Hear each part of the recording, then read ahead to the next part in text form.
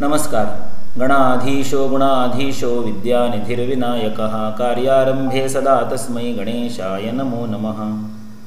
श्री चरक संहिता शारीरस्थानं प्रथमोऽध्यायः कतिधा पुरुषीयं शारीरं श्लोक क्रमांक 37 अत्र कर्मफलञ्चात्र ज्ञानञ्चात्र प्रतिष्ठितम् अत्र मोहः सुखं दुःखं जीवितं मरणं स्वता एवं यो वेद तत्त्वेन स वेद प्रलयोदयौ पार्यं चिकित्साञ्च ज्ञातव्यं यच्च किंचन। अत्र अर्थात पुरुष के अधिष्ठान में जो चतुर्विंशतिक पुरुष है वहीं पर कर्म है, क्योंकि कर्म उसी के द्वारा किया जाता है। अकेला जो आत्मा है चेतना धातुरप्येक स्मृतः पुरुष संज्ञ कहा, ये जो केवल आत्मा है अगर उसके संग में अन्य कोई भी घटक द्रव्य न हो तो वो कर्म नहीं कर सकता, क्योंकि उसको कर्म करने के लिए करणों की, साधनों की, इंस्ट्रूमेंट्स की, टूल की अर्थात करणों की आवश्यकता होती है। और ये करण जो है वो पुरुष छोड़कर जो सारा अचेतन वर्ग है उनसे बनता है। इसलिए जब तक ये षड्धात्वात्मक पुरुष या चतुर्विंशतिक पुरुष के रूप में देह में व्यक्त नहीं होता है तब तक उसमें कर्म का संभव नहीं है। इसलिए अत्र कर्म, अत्र मीन्स चतुर्विंशतिक पुरुष में या षड्धातुक पुरुष में ही कर्म यह प्रतिष्ठित है।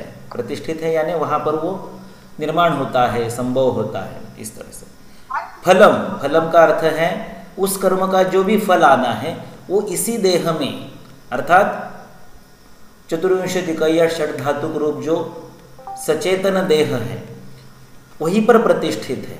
केवल अकेला आत्मा उसने किए हुए कर्मों का फल प्राप्त नहीं कर सकता। अभी ये बात अलग है कि जो कर्म इस देह ने किया है उसी देह को उस कर्म का फल प्राप्त होगा, ऐसा शायद नहीं होगा। कभी कभी पूर्व जन्मकृत कर्म का फल इस देह में आपको भोगने के लिए प्राप्त होता है और इस देह में किए हुए कर्म का फल कभी कभी अगले देह में भोगने के लिए प्राप्त होता है। वो अलग बातें हैं, हाँ? जिसे क्रियमाण, संचित और प्रारब्ध नाम से कर्मों का त्रिविध वर्गीकरण माना जाता है। किंतु जो भी कर्म का फल है वो प्राप्त करने के लिए सचेतन देह अर्थात षड्धातुक पुरुष या चतुर्विंशतिक पुरुष, दो दर्शनों का अपना अपना नज़रिया है। कि वैशेषिक कहते हैं कि षड्धातुक पुरुष है और सांख्य कहते हैं कि चतुर्विंशतिक पुरुष है। दोनों का कुछ हद तक कुछ अवस्थाओं में उपयोगी है और सही है। अस्तु, ज्ञानम चात्र प्रतिष्ठितम, ज्ञान नाम की जो प्रक्रिया है वो चतुर्विंशतिक पुरुष में ही संभव है। अकेले आत्मा को ज्ञान नहीं हो सकता, क्योंकि ज्ञान प्राप्ति के लिए जो इंद्रियों की आवश्यकता है, करणों की आवश्यकता है, उन इंद्रियों को अपने अधिष्ठानों की आवश्यकता है और इंद्रिय के अधिष्ठानों को ग्रहण करने के लिए विषय की आवश्यकता है। ये चेतन से परे है, ये विकारात्मक है, ये पंचमहाभूतात्मक है या ये अहंकारिक है, बुद्धि से बने हैं, मन से बने हैं, ऐसा है। इस कारण से ज्ञान जो है वो यद्यपि आत्मा पर अधिष्ठित है। ज्ञानाधिकरणम आत्मा, अगर आपने तर्क संग्रह पढ़ा है, कंठस्थ किया है, तो आत्मा का डेफिनेशन ही तर्क संग्रह में इस प्रकार से है, ज्ञानाधिकरणम आत्मा। ज्ञान जो है ये आत्मा के अधिष्ठान से ही संभव है। अगर आत्मा नहीं है तो बाकी सारी चीज़ें होने के बावजूद ज्ञान उपलब्ध नहीं हो सकता। तो कर्म का फल और ज्ञान अत्र प्रतिष्ठितम, यानी ये जो विश्व की तरफ देखने की दृष्टि है ये इसी प्रकार से सनातन है कि कर्म रूप या ज्ञान रूप। आज भी हम क्या कहते हैं, सेंसरी है, मोटार है। चरक ने भी क्या लिखा, कर्तुम वक्तुम। तो कर्म जो है या तो कर्म होगा या ज्ञान होगा, हाँ? या तो सेंस होगा या मोशन होगी। तो ये कुछ नया नहीं है कि कोई सेंसरी और मोटार का वर्गीकरण लेके आया है तो बहुत कुछ नया कुछ उसने बोल दिया, ऐसा नहीं है। ये मानव की प्रवृत्ति है, ये निसर्ग है कि या तो कर्म होगा या तो ज्ञान होगा, और ये दोनों ही स्थितियाँ चतुर्विंशतिक पुरुष में या षड्धातुक पुरुष में ही संभव है। अत्र मोह सुखम दुखम जीवितम मरणम स्वतः। मोह, मोह शब्द की जो डेफिनेशन है, सामान्य भाषा में व्याख्या है और शास्त्रीय भाषा में लक्षण है। मोह का लक्षण है कर्तुम अकर्तुम अव्यवस्था। ये कहाँ पर आएगा आपको? रागादि रोगान, ये जो है उसमें आपको औत्सुक्य मोहारतिदान जघान, इसकी टीका में आप देखिए अरुण दत्त ने मोह का वहाँ पर लक्षण दिया है कि कर्तुम अकर्तुम अव्यवस्था, कि ये करे या वो करे, ऐसी जो दुविधा है इसे मोह कहा जाता है। हाँ? और ये जो मोह है ये भी श्रद्धातु पुरुष में ही संभव है। अकेले आत्मा को कोई त्रिगुणों की दृष्टि नहीं होती है, त्रिगुणों का संग नहीं होता है, इसलिए उसमें सत्व से ज्ञान हुआ, रज से कर्म चांचल्य हुआ, तम से मोह हुआ, ऐसे नहीं हो सकता। इसलिए मोह नाम की स्थिति आने के लिए भी श्रद्धातु पुरुष या चतुर्विंशतिक पुरुष इस देह रूप की आवश्यकता है। अत्र मोह, तो मोह का अरुण दत्त ने वहाँ लिखा हुआ लक्षण है कर्तुम अकर्तुम अव्यवस्था, कि इनडिसीजन, गोंधळ, कन्फ्यूजन, दुविधा, ये जो स्थिती होती है उसे मोह ऐसे कहा जाता है। आपण मराठीमध्ये ज्याला मोह म्हणतो, मला अमुक गोष्टीचा मोह झाला, तर तो मोह नसून तो लोभ असतो, ती लिप्सा असते, ती इप्सा असते, ती इच्छा असते, ती कामना असते, ती वासना असते। मोह म्हणजे काय? मोह म्हणजे गोंधळ, अनिर्णित अवस्था, द्विधा मनस्थिति। तो मोह का जो अरुण दत्त ने दिया हुआ डेफिनेशन है, या संस्कृत भाषा में मोह की जो परिभाषा अभिप्रेत है वो है इनडिसीजन, कर्तुम अकर्तुम अव्यवस्था। तो ये मोह का डेफिनेशन है। मैं बहुत बार मेरे पिछले बहुत सारे लेक्चर में बता चुका हूँ कि अनेक हिंदी गानों में आयुर्वेद की परिभाषाओं का यथार्थ वर्णन मिलता है। अभी तो आपको ये सारा आउटडेटेड या पुराना लगेगा, लेकिन जब हम आपकी उम्र के थे, यौवन में थे, तब एक पिक्चर आई थी रंगीला नाम की, जिसमें आमिर खान, जाकी श्रॉफ, उर्मिला मातोंडकर नाम के कलाकार थे। तो उसमें गाना आता है जिसमें मोह का ये डेफिनेशन दिया हुआ है कि क्या करे क्या ना करे ये कैसे मुश्किल है, क्या करे क्या ना करे ये कैसे मुश्किल। ये जो स्थिति है ये मोह की स्थिति है। तो हमारी स्थिति ऐसी थी अनिल पानसे के मार्गदर्शन में कि हर जगह आयुर्वेद ही देखना है, पदे पदे प्रत्यम आवहंती। आयुर्वेद के शब्द शब्द का पद पद पर प्रत्यय आना चाहिए। आयुर्वेदातल्या शब्दा शब्दाचा पावलो पावली प्रत्यय येणं ही स्थिती आली पाहिजे। पदे पदे, पद का मतलब है शब्द और पद का मतलब है कदम। तो हर कदम पर आयुर्वेद के हर शब्द का आपको अनुभव आना चाहिए, ऐसा उसका आग्रह था, ऐसा उसका दृष्टिकोण था, ऐसा उसका मार्गदर्शन था। तो ये मैंने आपको जो उदाहरण बताया ये वास्तव में घटित हुआ है। हाँ, हमारा कॉलेज था अष्टांग आयुर्वेद कॉलेज पुणे में, एसपी कॉलेज के पीछे, और उसी के आसपास 100-150 मीटर पर नीलायम नाम का थिएटर था। तो कभी वहाँ पर पिक्चर देखने जाए, क्योंकि उस ज़माने में लेक्चर तो होते नहीं थे। ऐसी स्थिति थी कि दिन में 1-2 लेक्चर हो गए तो उस दिन दिवाली है, वरना तो सारा दिन कॉलेज के ग्राउंड पर वॉलीबॉल खेलना है और जितना समय मिल जाए उसमें श्लोकों का पाठांतर करना है। हमारे पाठांतर का सारा श्रेय हमारे उस वक्त के अध्यापकों को जाता है, क्योंकि उन्होंने लेक्चर लिए ही नहीं, और लेक्चर लिए नहीं इसलिए हमें पर्याप्त समय उपलब्ध हुआ कि हम बड़ी मात्रा में श्लोकों को कंठस्थ कर सकें। तो नीलायम में थिएटर में पिक्चर देखने के लिए जहाँ पर ये गाना चल रहा था, और मैंने मेरे दोस्त को बोला कि अरे यार देख, ये मोह का डेफिनेशन बता रहा है, क्या करे क्या ना करे ये कैसे मुश्किल है। ऐसे कई गाने हैं, अगर मौका मिले उस प्रकार का शब्द आए तो मैं आपको समय समय पर ऐसे उदाहरण देने का प्रयास करूँगा। ये ऐसा नहीं है कि जब हम चरक शारीर पढ़ रहे हैं तो हमने हमेशा एकदम ऐसे गंभीर मुद्रा बनाकर बहुत ही गूढ़ कुछ जो है अनडाइजेस्टेबल ऐसा ही बोलना चाहिए, ऐसा आवश्यक नहीं है। अस्तु, अत्र मोह सुखम दुखम जीवितम मरणम स्वतः। सुख और दुख ये जो भावनाएं हैं, सुखादि उपलब्धि साधनम इंद्रियम मनः, तो सुख और दुख ये भी केवल आत्मा को प्रतीत नहीं होते। ये अनुकूल वेदनीयम सुखम प्रतिकूल वेदनीयम दुखम, जिसकी मुझे चाह है ऐसा सुख, और जो मुझे नहीं चाहिए जिसको मैं त्यागना चाहता हूँ वो दुख। ये दोनों भी जो वेदना है, जो संवेदना है, ये मन के द्वारा प्रतीत होती है। यद्यपि ये वेदनाएं आत्मा को प्रतीत होती है, इच्छा द्वेष सुखम दुखम प्रयत्न, ये आत्मगुण है, है ना, प्रयत्नांताहा, प्रयत्न जिनके अंत में है, ऐसे 5, ये आत्मा के गुण है। यानी कि उनकी प्रतीति जो है, उनका जो अनुभव है, ये मन के द्वारा होता है। इसलिए उसका डेफिनेशन तर्क संग्रह में क्या है, सुखादि उपलब्धि साधनम इंद्रियम मनः। यद्यपि वो जो गुण है उसके द्वारा निर्माण होने वाला सुख दुख नाम का गुण, उसके द्वारा निर्माण सुख दुख नाम की बुद्धि, ये आत्मा पर अधिष्ठित है। ज्ञानाधिकरणम आत्मा, ज्ञान ये बुद्धि का पर्यायवाची शब्द है। अस्तु, तो मोह सुख दुख जीवितम मरणम, चैतन्य का सद्भाव या चैतन्य का अभाव, ये भी षड्धातुक पुरुष में ही उपलब्ध है। क्योंकि अकेला आत्मा ना तो जन्म लेता है ना मरण होता है उसका।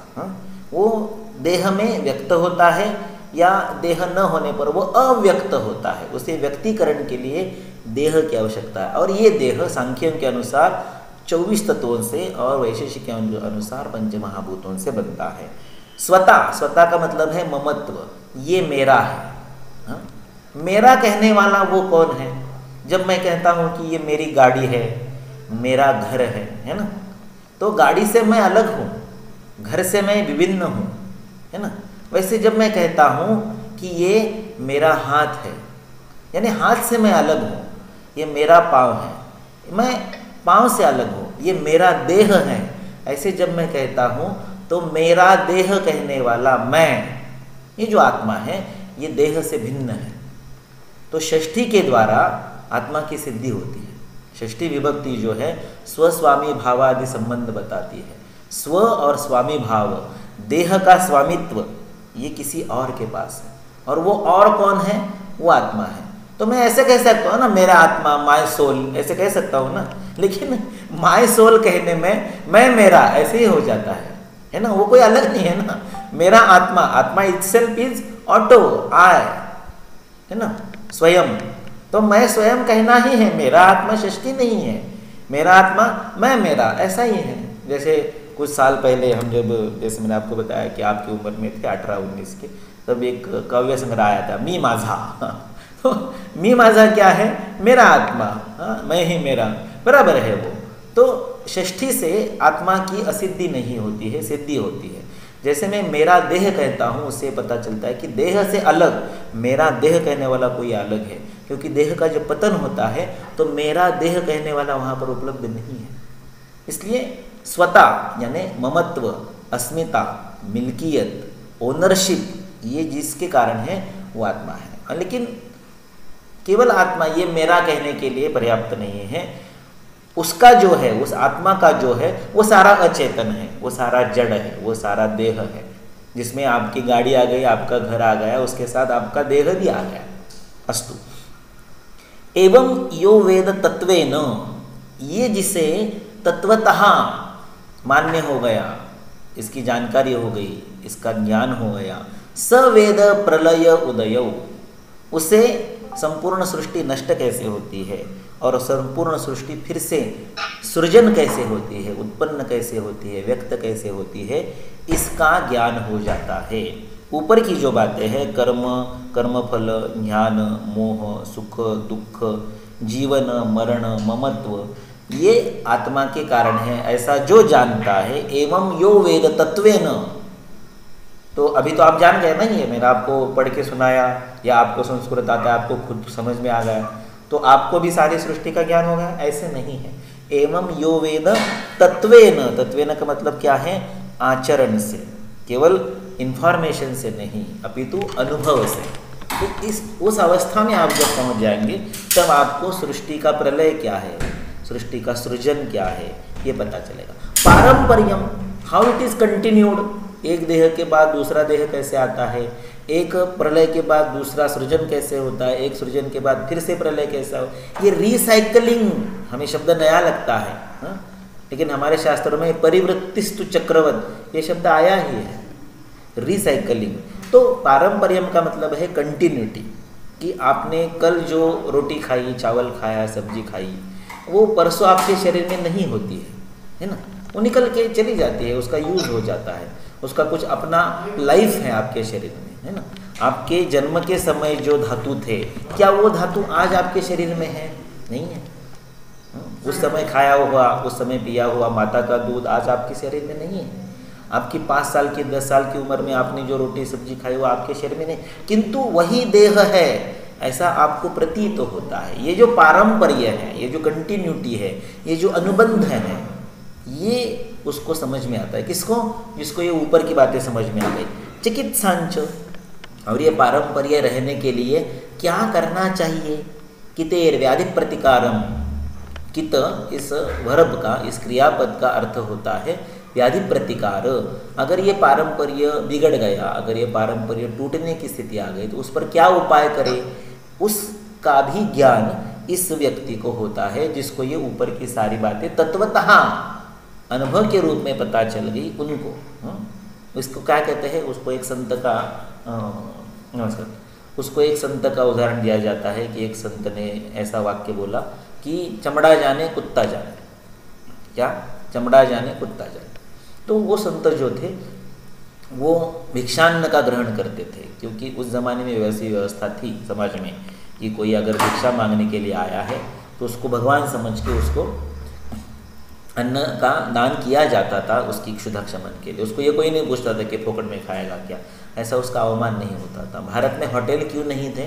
क्योंकि भारत का समाज जो क्षुधा आर्त व्यक्ति है उसको पोषण करने में सक्षम था, इसलिए भारत में होटल्स नहीं थे।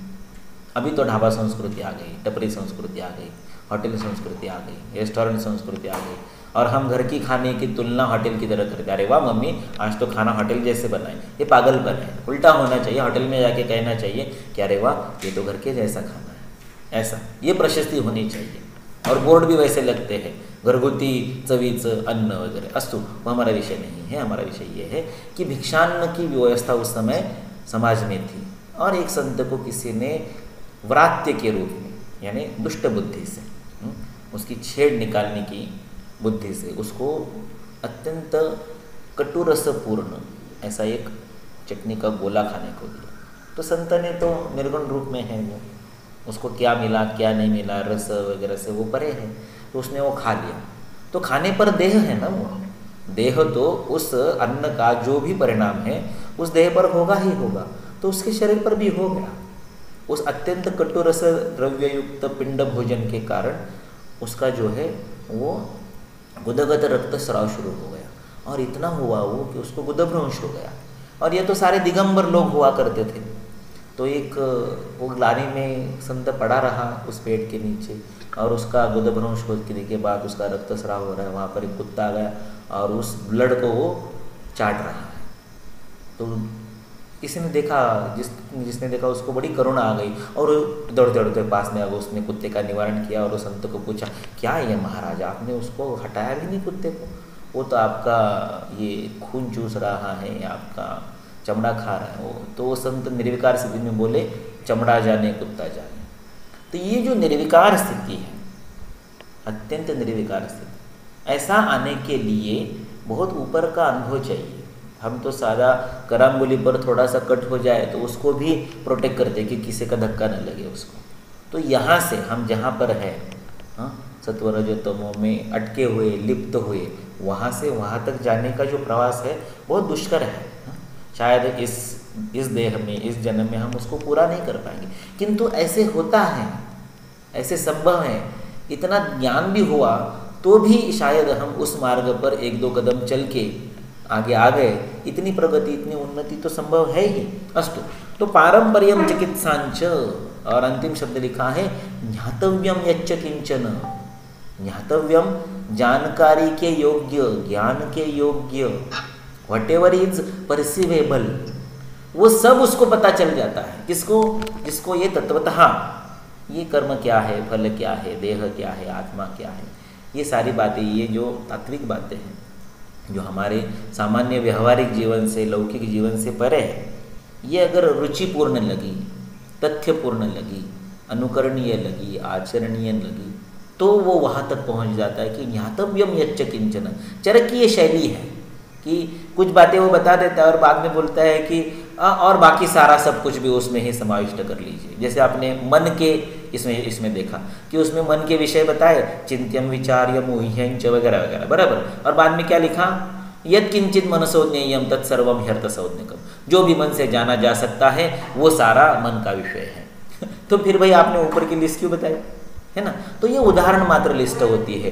चिंत्यम विचार्यम ऊह्यंच ध्येयम संकल्पमेव च, ये कुछ मन के द्वारा ज्ञातव्य ऐसे उसने विषय बताया, और उसको लगा कि नहीं नहीं इतना ही नहीं और बहुत कुछ है। तो उसने क्या किया, यत किंचिन मनसो ज्ञेयम, जो जो उससे जाना जा सकता है वो सारा विषय है। यहाँ पर भी ऐसे ही किया, पारंपरियम चिकित्सांच ज्ञातव्यम यच्च किंचन, जो भी जानने योग्य सारा। ऐसे और एक बार भी है, आप वीर्य का चरकोक्त लक्षण देखिए, चरक सूत्र 26 आत्रेय भद्रकाप्य में, वहाँ पर वो लिखा है ना, ये न क्रियते तद वीर्यम। अष्टांग हृदयकार ने भी ये जो चरक का लक्षण है वीर्य का, ये अष्टांग हृदय सूत्र स्थानों में उल्लेखित किया है। चरकस्त्वाह वीर्यं तद क्रियते ये न या क्रिया, ये न क्रियते तद वीर्यम, जिससे भी द्रव्य क्रिया करता है, जिससे भी वो वीर्य है। ये न क्रियते तद वीर्यम, ऐसा नहीं कि केवल उष्ण और शीत, ऐसा नहीं कि केवल लघु रुक्ष उष्ण तीक्ष्ण गुरु स्निग्ध हिम मृदु, इतने ही 8 वीर्य है, ऐसा नहीं। उष्ण और शीत ऐसे 2 वीर्य है, ऐसा नहीं। ये न क्रियते तद वीर्य, जिससे भी कर्म होता है वो वीर्य है। ऐसे ही ग्रंथकारों की विवरण की शैली होती है। ऐसा नहीं कि केवल एक ऐसा एकदम टू द पॉइंट कंस्ट्रक्टेड, एकदम ऐसा चारों ओर से कंपाउंड किया हुआ ऐसा डेफिनेशन देंगे, ऐसा नहीं है। ये जो कथन की शैली है ऐसा होती है कि सर्वसमावेशक होती है। ऐसे सुश्रुत की भी शैली है अपनी अपनी। सुश्रुत जिस भी विषय का वर्णन करता रहा होगा उस विषय को वो सबसे श्रेष्ठ बताएगा। कहीं पर भी जाइए, कौन से भी अध्याय आप उसमें जाइए, कहाँ पर, जलौका में, वहाँ लिखा है सर्वशस्त्राणुशस्त्राणाम जलौका श्रेष्ठ, सभी अनुशस्त्रों में जलौका श्रेष्ठ है। उसके बाद क्षार का अध्याय आता है, वहाँ बोलते हैं सर्वशस्त्राणुशस्त्राणाम क्षारः श्रेष्ठः। अरे अभी अभी तो बोला था आपने जलौका श्रेष्ठ है। उसके अगले अध्याय में बोलते हैं क्षार श्रेष्ठ, उसके अगले अग्निकर्म है, वहाँ बोला कि क्षारादपि अग्निश्रेष्ठ। अरे अभी बोला था ना क्षार सबसे श्रेष्ठ है। ये हो गए 11, 12, 13 जलौका का अध्याय होगा। फिर 14 अध्याय में बोलते हैं कि रक्त सर्वश्रेष्ठ है, देहस्य रुधिरम मूलम रुधिरेनैव धार्यते, रक्तम जीव इति स्थिति, रक्तम जीव स्थिति देहस्य रुधिरम मूलम।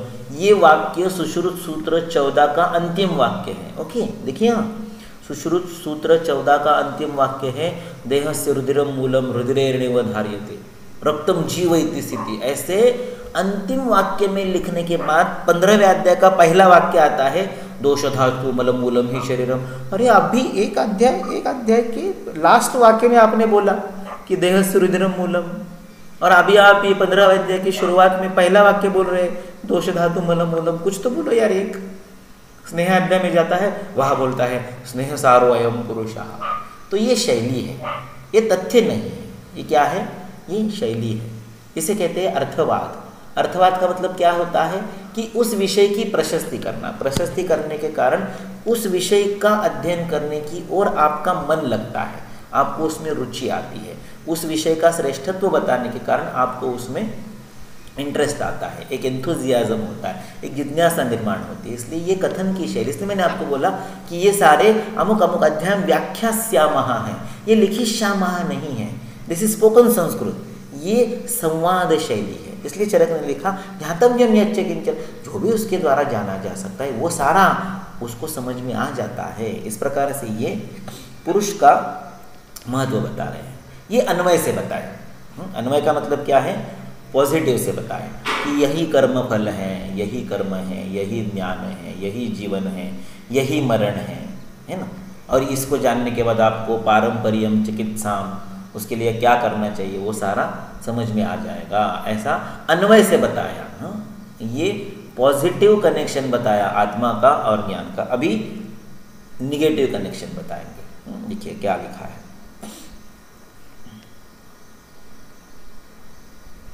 भास्तम सत्यम अनृतम वेदाः कर्म शुभाशुभम न स्युक्कर्ता च बोद्धा च पुरुषो न भवेद यदि नाश्रयो न सुखम न नारतिर् न गतिर्न वाक् न विज्ञानम न शास्त्राणि न जन्म मरणम न च न बंधो न च मोक्षस्य पुरुषो न भवेद यदि कारणम पुरुषस्तस्मात् कारणज्ञेरुदारुतः न चेत् कारणम आत्मा स्यात् भादयस्युर अहेतुकाः न चैषु संभवे ज्ञानम न च तैस्याः प्रयोजनम। ये व्यतिरेक सिद्धि है। पहले क्या बोला, यहाँ पर कर्म है, यहाँ कर्म फल है, यहाँ ज्ञान है, यहाँ जीवित है, यहाँ मरण है, यहाँ स्वता, ममता, अस्मिता, स्वामी भाव है, ऐसा अन्वय से बताया। अभी व्यतिरेक से बता रहे हैं। ऐसा निद्रा के वर्णन में भी है। अगर आप चरक सूत्र 7 में निद्रा का वर्णन देखेंगे, वाग्भट सूत्र 7 में निद्रा का वर्णन देखेंगे, चरक में निद्रा का वर्णन चरक सूत्र 21 में आता है, अष्टोनिंदित अध्याय के अंत में, और चरक वाग्भट सूत्र 7 अष्टांग हृदय सूत्र स्थान 7 में आता है निद्रा का वर्णन। वहाँ पर लिखा है निद्रायत्तं सुखम दुःखम पुष्टिकारशम बलाबलम, है ना। निद्रायत्तं सुखम दुःखम पुष्टिकारशम बलाबलम, ऐसे निद्रा के भी वर्णन में लिखा है कि ये न हो तो ये भी नहीं होगा, वो भी नहीं होगा। ऐसे अन्वय व्यतिरेक महत्व प्रतिपादन करना, ये आचार्यों की कथन की शैली है, वर्णन की शैली है। जैसे तंत्र युक्ति में भी है कि एकम शास्त्र अधियानोपि शास्त्राणि तंत्र युक्त्या विनाभिषक नाधिगच्छति शास्त्रार्थान अर्थान भाग्य क्षय था। ऐसे व्यतिरेक सिद्धि की है, और तंत्र युक्ति के द्वारा अगर आप अध्ययन करोगे तो आपको सारा ज्ञान मिल जाएगा।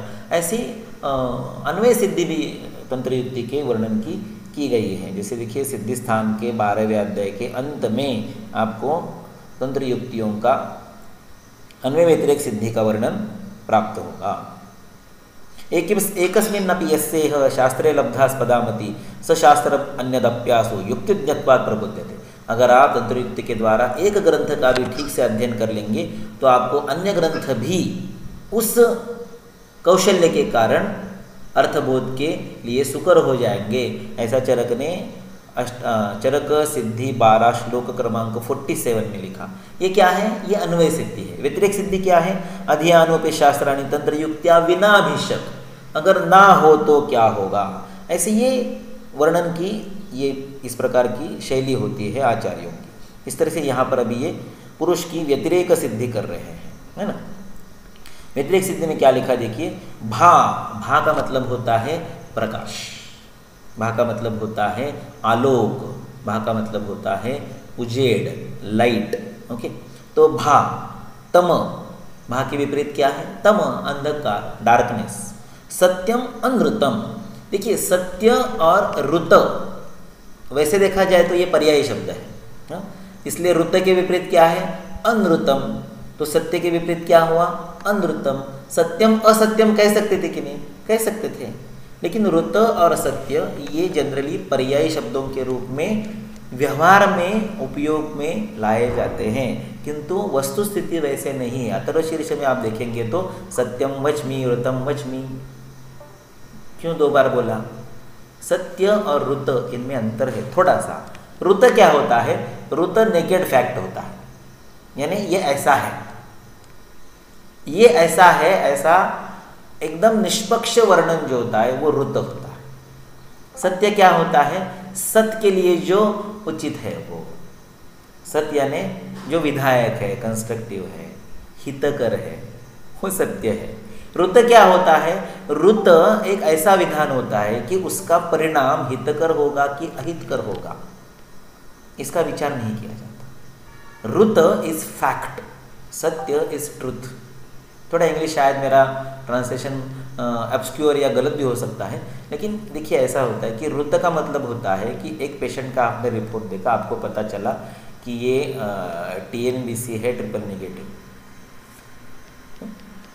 और आपने धड़ाम से उस लेडी को बता दिया कि देखिए आपको ऐसा ऐसा अत्यंत दुर्धर कैंसर का रोग है, जो जिसका स्टेज, जिसका ग्रेड अंतिम स्थिति में है। क्या होगा उसका परिणाम उस पेशेंट पर, आपने ऋत बता दिया, नेकेड फैक्ट बता दिया, है ना। सत्य बताना क्या है कि आपको यहाँ पर कुछ थोड़ा बहुत फाइंडिंग मिला है जिस पर हम उपचार करेंगे, और हो सकता है कि आप इसमें से जल्दी मुक्त हो जाए और एक अच्छा आरोग्य संपन्न जीवन आप जीने लगेंगे, ऐसे आशा रखने की कोई यहाँ पर स्थिति है। ये सत्य है, चीज़ वही है, आप वही बता रहे हैं। तो ऋत कथन जो होता है ये नेकेड फैक्ट होता है, सत्य कथन होता है कि उसका परिणाम जो है वो हितकर होना चाहिए। इसलिए सत्य और ऋत वैसे देखे जाए तो पर्यायी शब्द है, लेकिन उनमें थोड़ा सा अंतर है। ऐसा मेरा अपना वक्तव्य है, मेरा अपना मंतव्य है, मेरा अपना मत है। हो सकता है कि संस्कृत जिनको मुझसे अच्छा आता है वो लोग इस पर अधिक प्रकाश डालें या मेरा जो कथन है उसमें और सुधारना उसमें कर सकें। तो भास्तमः सत्यम अनृतम वेदाः कर्म शुभाशुभम। तो अगर पुरुष न हो तो, पुरुष हो तो क्या हो सकता है वो पिछले श्लोक में बताया। अभी यहाँ पर पुरुष ना हो तो, पुरुष का अर्थ है यहाँ पर सचेतन देह, ऐसा लेना है। अगर सचेतन देह न हो तो प्रकाश क्या है, अंधकार क्या है, सत्य क्या है, असत्य क्या है। वेदाः दोनों अर्थों से, वेदाः अर्थात ज्ञान, या वेदाः या चतुर्वेदाः, 4 वेद, इनकी जानकारी भी आपको नहीं सकती। शुभ कर्म क्या है, अशुभ कर्म क्या है। न स्यु कर्ता च बोद्धा च, फिर कर्ता भी कोई नहीं होगा, बोद्धा भी कोई नहीं होगा। कर्ता यानी करने वाला, मोटार, बोद्धा यानी जानने वाला, सेंसर। तो सेंसरी और मोटार ये क्रियाएं भी नहीं होंगी अगर पुरुष नहीं है, सचेतन देह नहीं है तो। न भवेत यदि, देखिए ये संधि भेद करने के लिए सीखिए।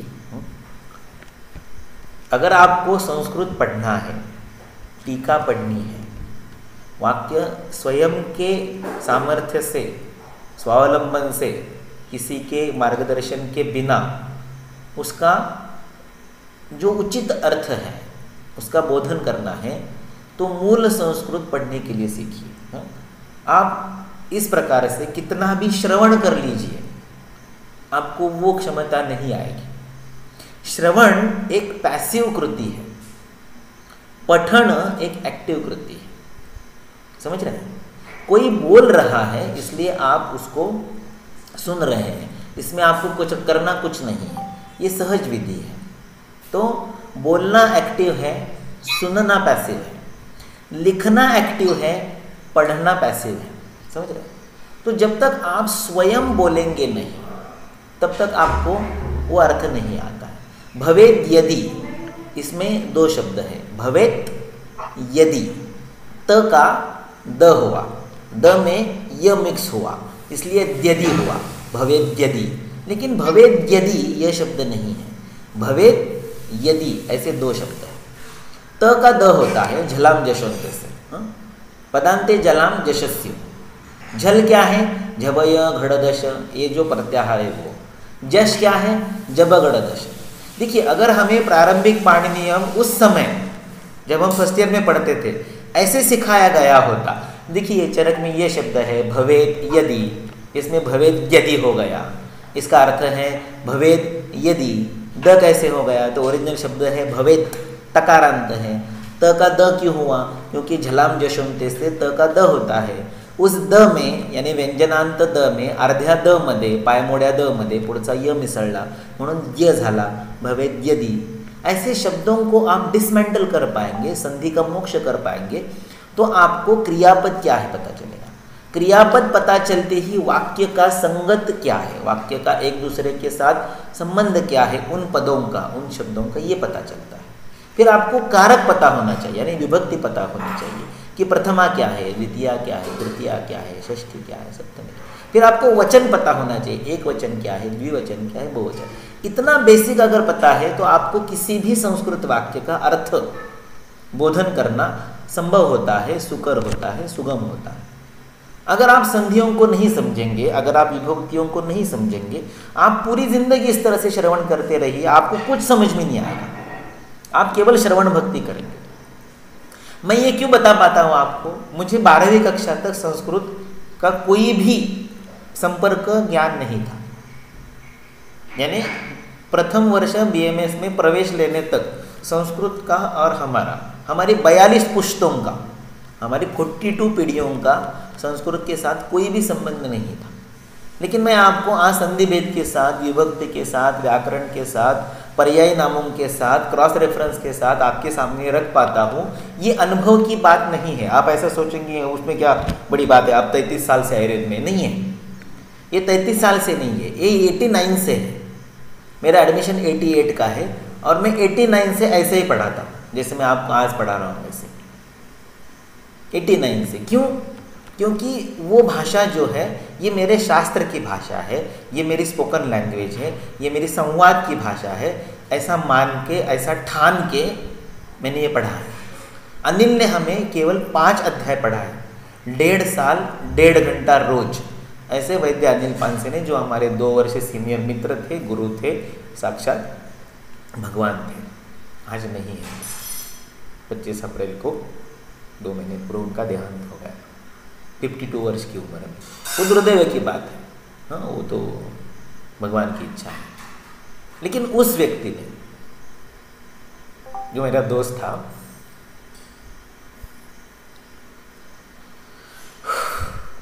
संयोगवश मेरे गुरु भी थे, और आज मुझे लगता है कि वो केवल दोस्त या गुरु नहीं, वो भगवान था, वो ईश्वर का अंश था, अवतार था वो। अस्तु, तो उस व्यक्ति ने, उस भगवान अनिल पानसे ने हमें केवल 5 ही अध्याय पढ़ाए, और 5 अध्याय पढ़ाने के बाद वो बोला कि अगले साल की अगली बैच की टीका तुमने पढ़ानी है। तो ये कैसे संभव होता है? भाषा पर वो जो प्रभुत्व आता है, स्वामित्व आता है, वो कैसे आता है?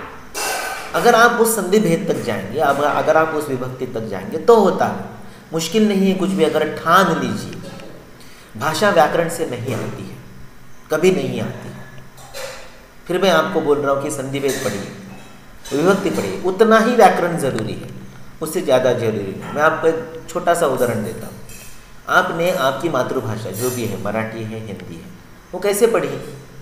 आपको कैसे बोलने को आई? आपको बोलने को आई आपकी माताजी से, पिताजी से, आपके सगे संबंधियों से, आपके पड़ोसियों से। जब आप बातें सुनते थे, जब आपको बोलना नहीं आता था, आपकी बचपन में, आपकी 2 वर्ष की 3 वर्ष की उम्र में आप सुन रहे थे, सुन सुन सुन के आपने वो भाषा बोलना प्रारंभ किया। तो भाषा सुन के आती है। आपको हिंदी कैसे आ गई? जो भी यहाँ पर मराठी लोग हैं, उनको हिंदी कैसे आती है? आपको हिंदी कैसे आई? तो आपने बचपन से विविध भारती पर गाने सुने, किशोर कुमार से, लता मंगेशकर से, रफ़ी से, मुकेश से, और आपने बचपन से बच्चन को, धर्मेंद्र को, हेमा मालिनी को, गब्बर को, संजीव कुमार को, रेखा को, श्रीदेवी को, अनिल कपूर को हिंदी बोलते हुए देखा, और उनको बोलते हुए देख देख के हमें हिंदी आ गया। जब शाहरुख खान काजोल को पर्दे पर कहता है कि मैं तुमसे प्यार करता हूँ, तो हमें समझ में आता है।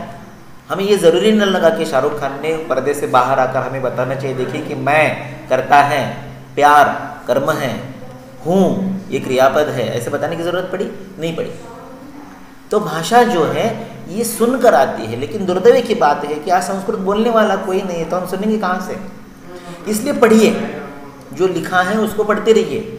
हो सकता है कि 10 पन्ने कुछ भी समझ में ना आए, लेकिन 10 पन्नों के बाद एक लाइन समझ में आएगी, 100 पन्नों के बाद एक पन्ना समझ में आएगा, और 100 बार उसको पढ़ोगे तो सारा समझ में आएगा।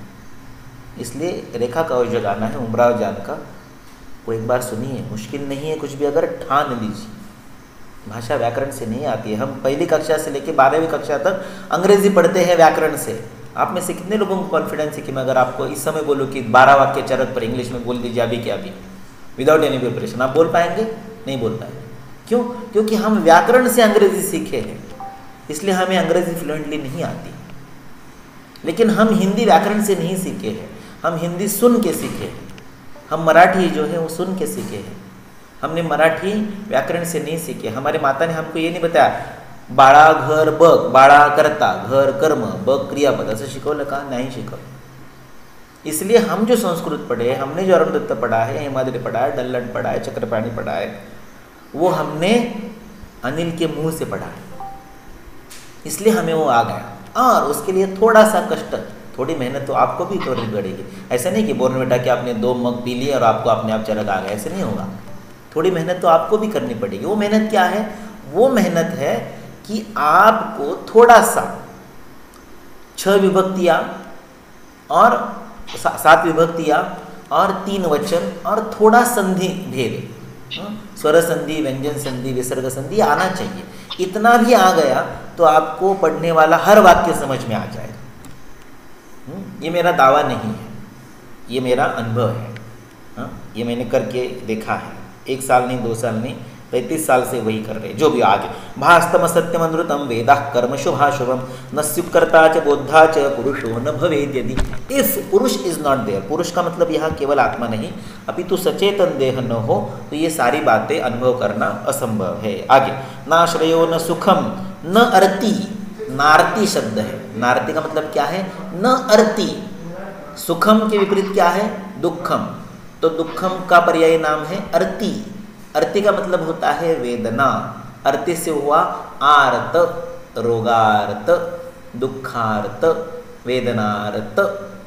आर्त यानी उससे आतुर, आर्त से बना आतुर। ओके, तो अर्ति अर्थात दुख, न सुखम न अर्ति, न गति, गति का मतलब है यहाँ से आगे की गति, इस देह से दूसरे देह में जाना, या इस देह की गति जो भी चलन वलन होता है वो।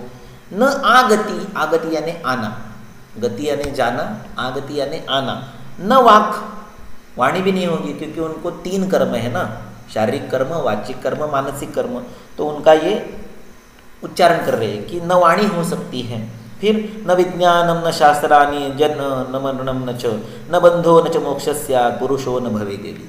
अगर पुरुष नहीं है तो विज्ञान, शास्त्र, जन्म, मरण, बंध, मोक्ष ये भी नहीं होंगे। तो सचेतन देह की स्थिति में ये सारी बातें हो सकती है। कारणम पुरुषस्तस्मात्, प्रश्न क्या पूछा था, कारणम पुरुष कस्मात् प्रभव पुरुषस्य कहा, है ना। कतिदा पुरुष अध्याय का जब प्रारंभ हुआ तो कतिदा पुरुषो धीमन ऐसे पूछा था ना। फिर क्या पूछा, कारणम पुरुष कस्मात्, तो कारणम पुरुषम कस्मात्, पुरुष कारण क्यों है, इसकी व्यतिरिक्त सिद्धि कर रहे हैं। अगर पुरुष नहीं है, पुरुष नाम का कारण नहीं है तो ये सारी बातें संभव नहीं है।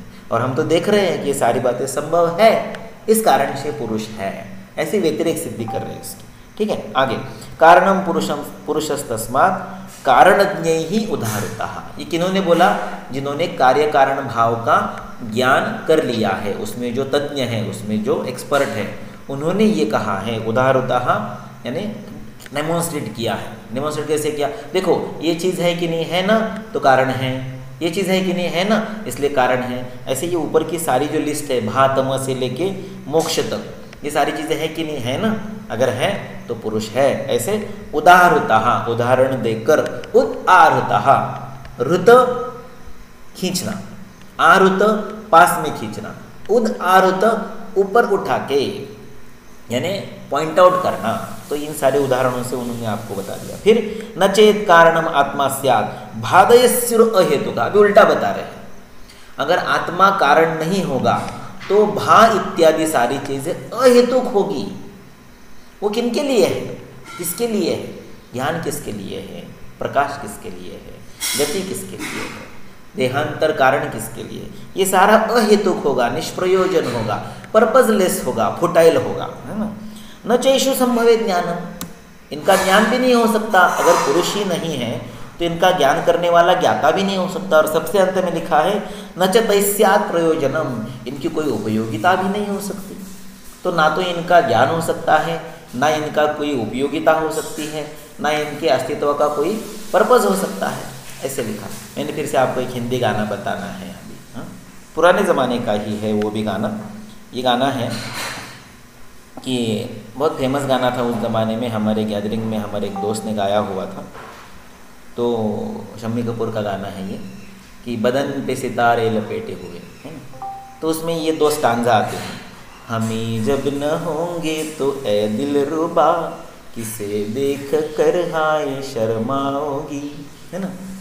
अगर हम ही नहीं हैं तो किसे देखकर शर्माओगी। और नीचे लिखा है बनने संवरने का जब ही मज़ा, कोई देखने वाला आशिक तो हो, नहीं तो ये जलवे है बुझते दिए, कोई मिटने वाला एक आशिक तो हो। अगर आशिक नहीं है तो सजने संवरने का मतलब ही क्या है, बदन पे सितारे होने का मतलब ही क्या है। क्योंकि उसका भोक्ता, उसका प्रशंसा करने वाला अगर कोई है ही नहीं तो सजने संवरने का मतलब क्या है ना। दूसरा भी एक हिंदी गाना है कि मैं तो सज गई रे सजना के लिए। ये जो प्रयोजन होता है, ये जो हेतुत्व होता है, ये जो उपयोगिता होती है, उसका भोक्ता, उसका उपयोक्ता कोई हो तो इन सारी बातों के अस्तित्व का कोई प्रयोजन है, इन सारी बातों के अस्तित्व का कोई सिद्धि है, इन सारी बातों के अस्तित्व का कोई महत्व है। ऐसे व्यतिरेक सिद्धि करने की कोशिश यहाँ पर ग्रंथकारों ने की है। न चेषु संभवे ज्ञानम, अगर इसका ज्ञान करने वाला आत्मा ही अस्तित्व में नहीं है तो इनका ज्ञान नहीं हो सकता, इनका उपयोग करने वाला कोई नहीं है तो इनका प्रयोजन नहीं हो सकता, और आत्मा नहीं है तो उनके होने का कोई हेतु भी नहीं हो सकता। ऐसी सारी बातें ये प्रूव करने का प्रयास है। पुरुषक कारणम कस्मात्, इस प्रश्न का ये उत्तर दिया है। आगे अभी उदाहरणों से बताते हैं कि कैसे पुरुष का होना जरूरी है। कृतम मृदंड चक्रैश्च कुंभकारागृते घटम कृतम मृतृण काष्ठैश्च गृहकाराद् विना गृहम यो वदेत् स वदेत् देहम संभूय कर्णैः कृतम विना कर्तारमज्ञानात् युक्त्यागम महिष्कृतः। तभी देखिए हमारे यहाँ हमेशा घट और पट के उदाहरण दिए जाते हैं। यहाँ पर घट और ग्रह का उदाहरण दिया है। तो घट पट का उदाहरण क्यों दिया? क्योंकि वो उनके आसपास घटने वाली रोज की सर्वों को अनुभव करने योग्य घटनाएं थी। उनके आसपास में घट बनाने वाला कुम्हार रोज दिखाई देता था, उनके आसपास में पट बनाने वाला तंतुकार रोज दिखाई देता था। आज जब आप लिखोगे इन सारी बातों को तो आप मोबाइल का उदाहरण दोगे, आप बाइक का उदाहरण दोगे, कार का उदाहरण दोगे, है ना। तो आपके पास में सर्वाधिक व्यवहार में जो वस्तु है, जो घटनाएं होती है, उनके उदाहरण उस सिद्धांत को स्पष्ट करने के लिए दिए जाते हैं। तो ऐसे नहीं कहना चाहिए कि घट और पट आउटडेटेड नहीं है, वो तात्कालिक है, वो उस समाज के संदर्भ में योग्य थे। अगर आप इस पर आज विवरण करना चाहते हो तो आपने आज के उदाहरण लिखना चाहिए, है ना। इस तरह से ही अस्तु आगे कृतम मृदंड चक्रैश्च, मिट्टी, लाठी और चक्र, ये तीन अपने आप एकत्र आ गए और घट बन गया, ऐसे नहीं होता है। उसको कुंभकार चाहिए उस मिट्टी को आकार देने के लिए, उस दंड के द्वारा उस चक्र को घुमाने के लिए, और घट का आकार आने के बाद उसको वहाँ से कट करके सूखने के लिए रखने के लिए कोई कर्ता चाहिए। तो बताने की कोशिश क्या कर रहे हैं कि वहाँ पर कोई एक अरेंजर चाहिए, कोई एक योजक चाहिए, कोई एक कोऑर्डिनेटर चाहिए, तभी ये सारे जो अचेतन घटक है, 24 घटक है, इसमें एक चैतन्यमय आत्मा है, उसको छोड़ के सारे घटक अगर स्वतः मिलके अपने आप मिलके जिंदगी चला पाते तो फिर आत्मा की ज़रूरत ही नहीं थी। लेकिन ऐसे नहीं होता है, सारी चीज़ें होने के बावजूद अचेतन देह पड़ा हुआ हम देखते हैं। इस कारण से चैतन्य होना, आत्मा होना, कर्ता होना यह आवश्यक है, सिद्ध है और स्वयं सिद्ध है। आगे कृतम मृतृण काष्ठैश्च, मिट्टी लेके आ गए, तृण लेके आ गए, लकड़ी लेके आ गए और घर बना लिया अपने आप। स्वयं मिट्टी, स्वयं तृण और स्वयं काष्ठ एक साथ आ गए, उन्होंने अपने आप घर बनाया, ऐसे नहीं होता है। उसको वहाँ पर वो जो बेसन है उसकी आवश्यकता है, वो जो गृह निर्माण करने वाला मिस्त्री है उसकी आवश्यकता है, वो होगा तो होगा। गृहकाराद विना गृहम कृतम, ऐसे वो बोलेंगे, कुंभकार के बिना घट बन गया, ऐसे वो बोलेंगे। यो वदे, ऐसे जो बोलते हैं वो ऐसा बोलेंगे कि देहा संभूय कर्णै कृतम, कर्णै ही साधनों के समूह से ही देह बनता है, ऐसे बोलना। अर्थात कुम्हार के बिना घट बन गया, गृह बनाने वाले इंजीनियर मिस्त्री के बिना घर बन गया, ऐसे बोलने जैसा है। यो वदेत स वदेत, ऊपर के जो सेंटेंस है दो, ऐसे जो बोलेगा वही बोलेगा कि कर्णों के द्वारा देह बनता है। यानी वो जो चार्वाक की कथन की शैली है कि आकाश नाम का भी महाभूत नहीं होता है, आत्मा तो बहुत दूर की बात है, केवल 4 महाभूत एक साथ आते हैं और देह बन जाता है, चतुर्भूत सिद्धांत। ये जो मेटेरियलिस्टिक व्यू है, ये जो है ये ऊपर के 2 सेंटेंस में आया है कि केवल साधन एक साथ आकर चीज़ बनती है, नहीं बनती है। उसको एक असेंबलर चाहिए, उसको एक अरेंजर चाहिए, उसको एक कोऑर्डिनेटर चाहिए, ऐसा है। विना कर्तारम, कर्ता के बिना करण एक साथ आकर, साधन एक साथ आकर, इंस्ट्रूमेंट्स एक साथ आकर देह बनता है, ऐसे नहीं होता है। ये कौन सी स्थिति है? युक्ति आगम बहिष्कृता, अज्ञान की स्थिति है। ये युक्ति यानी तर्कसंगत विचारों से परे है और आगम से परे है। आगम यानी सारे प्रमाण, ये प्रमाणों के परे है। युक्ति से परे कैसे है, आगमों के परे कैसे है, ये चरक सूत्र 11 में सविस्तार उन्होंने सिद्ध कर दिया है। युक्ति और आगम ऐसे दो शब्द बोले। आगम का मतलब है आप्त प्रमाण और युक्ति का मतलब है जो हमने वहाँ पर सारा अनेक शक्यताओं का एक साथ विचार करके जो ज्ञान होता है वो। युक्ति पश्यति या बुद्धि पश्यति या भावान बहु कारण योगजान युक्ति त्रिकाला साधनीया। तो ये युक्ति है क्योंकि अनेक चीज़ों का एक साथ विचार करना पड़ता है। अनुमान में क्या होता है, एक हेतु एक साध्य, यत्र यत्र धूमाः तत्र तत्र वह्नि। तो आयुर्वेद में अनुमान की कोई स्थिति नहीं है क्योंकि एक के साथ दूसरे का अविनाभाव संबंध आयुर्वेद में नहीं होता है। अनेक चीज़ें एक साथ काम करती है। बहु कारण योगज बुद्धि यह युक्ति है। तो युक्ति और आगम दोनों से ये परे विधान है, अज्ञान का विधान है कि आत्मा के बिना, चैतन्य के बिना, कर्ता के बिना देह अपने आप बनेगा, ऐसे नहीं होता है। देखिए, स्त्री और पुरुष का संयोग उनके विवाह के बाद अनेकों बार होता है, लेकिन हर बार गर्भ का निर्माण नहीं होता। अभी तो ये अलग बात है कि आज के ज़माने में वहाँ पर गर्भ प्रतिरोधक साधन है ना, कॉन्ट्रासेप्टिव आपको सारे उपाय हैं, मेल ने यूज़ करने के, फीमेल ने यूज़ कर, लेकिन जिस ज़माने में नहीं थे, आज से 100 साल पहले का अगर विचार करेंगे तो उस ज़माने में ये कंडोम वगैरह या कॉन्ट्रासेप्टिव पिल्स वगैरह के नाम की चीज़ें अस्तित्व में नहीं थी। लेकिन उस समय में भी क्या ऐसा होता था कि जितनी बार स्त्री और पुरुष का संयोग होगा उतनी बार गर्भ का निर्माण होगा? नहीं होता था। यानी दो बीज एक साथ आने के बावजूद देह का निर्माण नहीं होता था, क्योंकि उसके निर्माण के लिए किसी और चीज़ की आवश्यकता होती। वो और चीज़ क्या है? विना कर्तारम, कर्ता चाहिए। अगर कर्ता नहीं है, विना कर्तारम है, तो संभूय करने ही देहा कृतम, ऐसे हो जाएगा। लेकिन ऐसे होता नहीं है। Please raise volume. ठीक है, ठीक है, आवाज़ आ रही है अभी? अस्तु। तो कर्ता के बिना देह होता है, ऐसा कहना यह अज्ञान है। अभी ये अंतिम श्लोक पढ़ते हैं और फिर कल आगे के श्लोकों का पठन करेंगे। कारणं पुरुषः सर्वे प्रमाणैरुपलभ्यते येभ्य प्रमेयं सर्वेभ्य आगमेभ्य प्रमीयते। ये चरक सूत्र 11 में सविस्तार वहाँ पर सिद्ध किया गया है। क्या सिद्ध किया गया है? कारणं पुरुषः सर्वैः प्रमाणैः उपलभ्यते, सभी प्रमाणों से वहाँ पर सिद्ध किया गया है। पहले प्रमाणों का वहाँ पर वर्णन हुआ, प्रत्यक्ष, अनुमान, सारे प्रमाणों का वर्णन वहाँ पर है। चारों प्रमाणों का, प्रत्यक्ष, अनुमान और युक्ति और आप्त, ऐसे चारों प्रमाणों का वर्णन चरक सूत्र 11 में है। और वहाँ पर आत्मा होता है ऐसे सिद्ध करके दिखाया है। कारणम पुरुषः सर्वैः प्रमाणैः, सभी प्रमाणों के द्वारा, सर्वैः प्रमाणैः, यह बहुवचन तृतीया है। और तृतीया क्या होती है? इंस्ट्रूमेंट होती है, करण होती है, साधन होती है, टूल होती है। तो प्रमाणों से पुरुष कारण है, यह उपलब्धते, जाना जा सकता है, समझा जा सकता है, अवबोध होता है। येभ्यः प्रमेयं सर्वेभ्य आगमेभ्य प्रमीयते। येभ्यः जिनसे, जिनके द्वारा, सर्वेभ्यः सभी, आगमेभ्यः प्रमाणों से या शास्त्रों से, प्रमीयते जाना जाता है। क्या?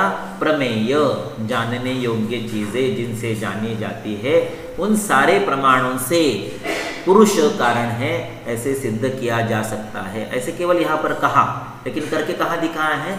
चरक सूत्र 11 एकादश अध्याय में सूत्र स्थान के। तो जितने भी आज यहाँ वहाँ के संदर्भ बताए, अतीतावेक्षा, अनागतावेक्षा, उनको अवलोकन करने का प्रयास कीजिए। अगले जो 4-5 श्लोक है उनको पठन करके कल आने का प्रयास कीजिए। और जो मैंने आपको आवाहन किया कि संधि भेद करने का प्रयास कीजिए। संधि भेद करने के बाद पहले क्रियापद को ढूंढिए, कहाँ पर है, कौन सा क्रियापद है। क्रियापद को ढूंढने के बाद उस क्रियापद से संबंधित उस वाक्य में, उस श्लोक में जो जो शब्द है उनकी विभक्तियाँ, उनका कारक समझने की कोशिश कीजिए। तब आपको वो वाक्य समझ में आना संभव हो जाता है। करके देखिए, आ जाएगा। नहीं आएगा तो कल मैं बताऊंगा, आएगा तो आया है कि नहीं उसको कल कंफर्म कर लीजिए, है ना। कल का जो ये वाक्य है, ये जो 46, 47 और सबसे उपयोगी श्लोक इस दृष्टि से, हाँ, कि विभक्ति कैसे जानी जाती है, उनका क्रियापद के साथ संबंध कैसे जोड़ना चाहिए, इसका एक अत्यंत सुंदर उदाहरण, डेमोन्स्ट्रेशन, वर्कशॉप ये 48 नंबर का श्लोक है। हाँ, इसको मैं पढ़ता हूँ आज, और आज का व्याख्यान यहाँ पर संपन्न करेंगे। तेषामन्य कृतस्यान्यर्भावा भावैर्न वा फलम भुंजन्ते सदृशा प्राप्तम यैरात्मानोपदिश्यते। ये बहुत ही अच्छा श्लोक है अपने इस अध्ययन के लिए कि विभक्ति कैसे होती है, कारक कैसे होता है, क्रियापद क्या होता है। और उसके पहले कि ये 2 श्लोक एक नए तत्वज्ञान को आपके सामने रखेंगे। बहुत ही इंटरेस्टिंग तत्वज्ञान हम कल सीखने जा रहे हैं कि भावास्तेषां समुदयो निर्दिश्यन्ते सत्त्वसंज्ञ कहा कर्ता भोक्ता न स पुमान् इति केचित् व्यवस्थिताः। और द नेक्स्ट श्लोक जो 46 नंबर का है, न ते तत्सदृशास्त्वन्ये पारंपर्य समुत्थिता सारूप्यादे तयेवेति निर्दिश्यन्ते न। ये बहुत ही सुंदर तत्वज्ञान है और भाषा सीखने के लिए भी उपयोगी श्लोक है। तो ये सारा कल हम इसको अध्ययन करेंगे, आपके साथ इसके वो पढ़ेंगे। धन्यवाद। तो कुछ यहाँ पर कुछ प्रश्न आए हैं, उनको देखेंगे। कहाँ पर देखना है इनको, प्रश्नों को कहाँ पर देखना है। Doubts, yes. गर्भिणी मनाचा गर्भ मनावर परिणाम होतो का? आता ह्याचं उत्तर कसं आहे की जर 2 मन स्वतंत्र असतील तर याचा परिणाम होत नाही असं उत्तर द्यायला पाहिजे।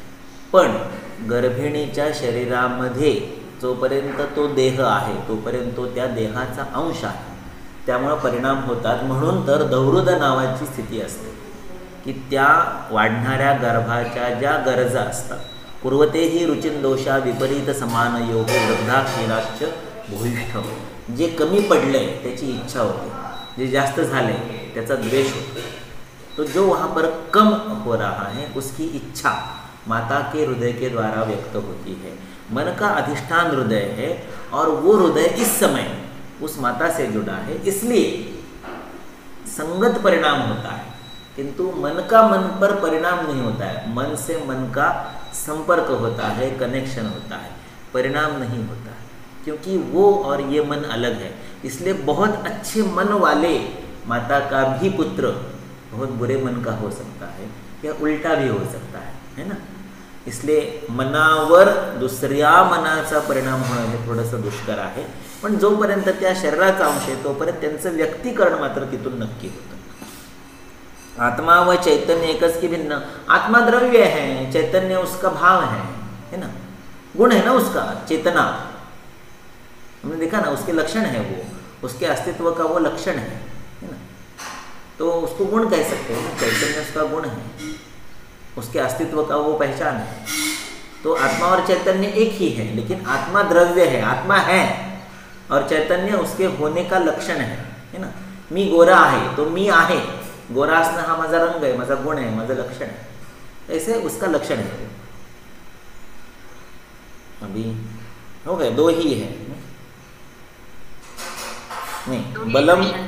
बलम विज्ञानम, यद विज्ञान या शब्दाचा अर्थ विज्ञान और साइंस ऐसा मत समझ के चलिए। ज्ञान और विज्ञान इसमें अंतर है। ज्ञान का मतलब होता है what ever you perceive through your sense organs, इंद्रियों के द्वारा इंद्रियार्थों का जो ग्रहण होता है वो ज्ञान है। ओके, विज्ञान का मतलब होता है विशेषम ज्ञानम, उसके ऊपर जो प्रोसेस होती है, कल्पते मनसा ऊर्ध्वम गुणतो दोषतो तवा, है ना। उसके बाद उसका निर्णय होता है कि ये त्याज्य है या स्वीकार्य है, हेय है या उपादेय है। उसके बाद उसका जो संस्कार अपने आत्मा पर होता है, वो जो अंतिम उसका लास्ट इंप्रेशन